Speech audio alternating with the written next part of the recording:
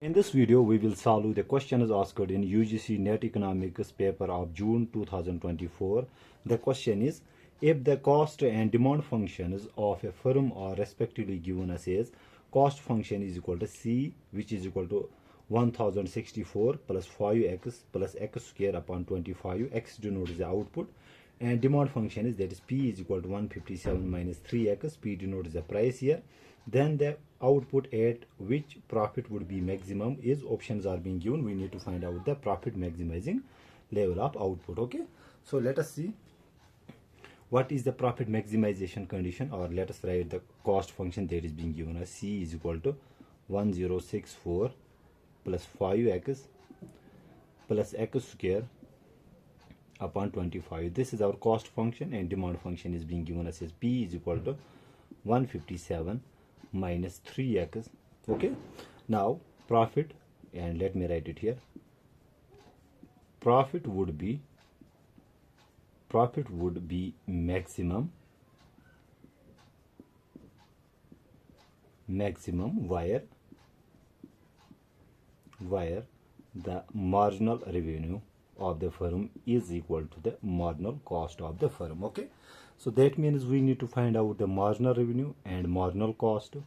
So to find out the marginal revenue, first we will find out the total revenue. As we know, the total revenue is simply equal to price times output, that is being denoted by x here. Okay, now what is P? P is being given us as 157 minus 3x. To this we multiply x here.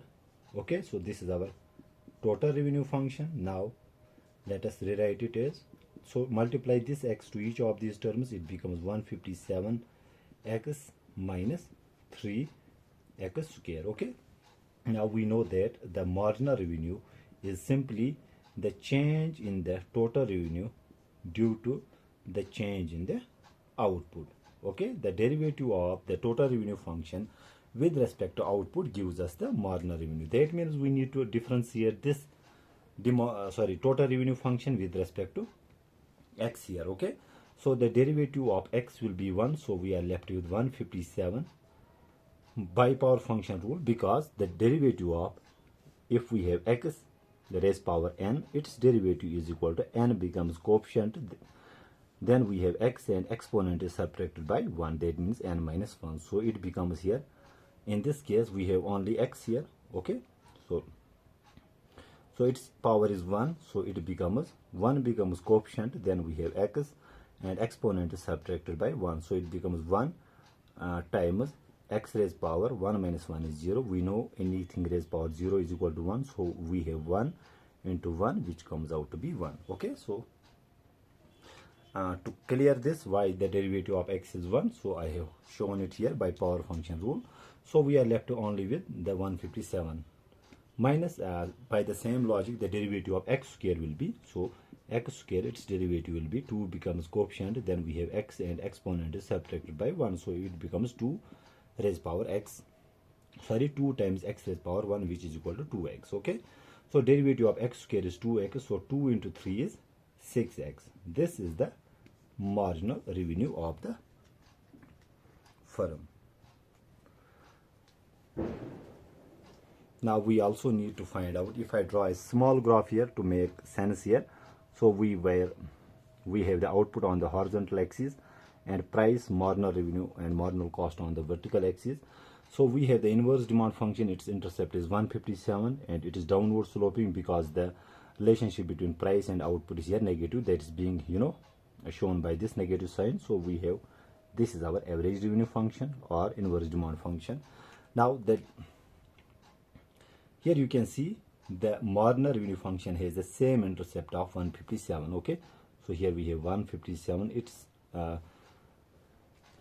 what we call, it is intercept, price intercept is same 157, but it is slope is twice that of the inverse demand function.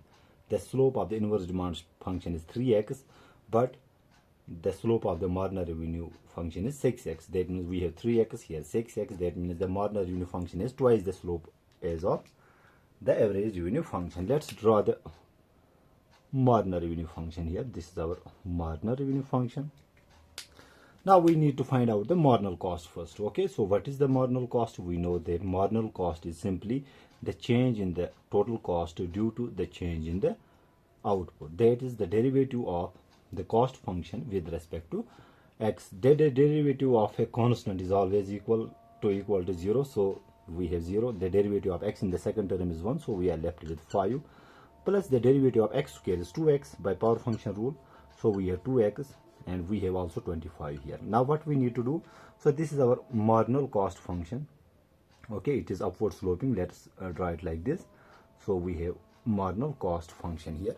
Now as we know that profit is maximized where marginal revenue is equal to marginal cost. What is marginal revenue? That is equal to 1, or let me write it here, 157 minus 6x, and we equate it with the marginal cost function that we got as 5 plus, which is equal to 5 plus 2x upon 25. Now we need to solve for x here. So let's transpose this term here. It gets subtracted, so we have 157 minus 5x. And let's transpose this term to RHS. It becomes plus, because it is minus here. Transposing to RHS, it becomes plus. Okay, it is minus, it becomes plus. So we have 2x upon 25 plus 6x. Okay, I hope I am making myself pretty clear here. So okay, wait a minute, we have only 5x here. There is no, sorry, we have only 5 when we transpose it here.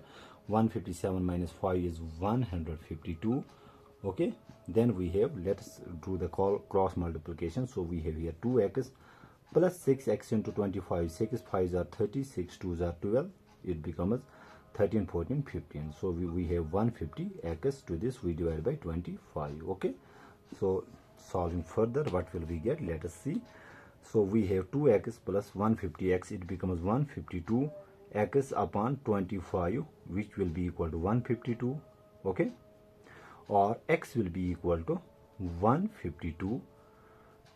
Now if I transfer 152 upon 25 to RHS, it gets multiplied but reciprocated. So we have 25 upon 152. Okay, those 152 gets cancelled, so x will be equal to 25. That means profit maximizing level of output in this case will be equal to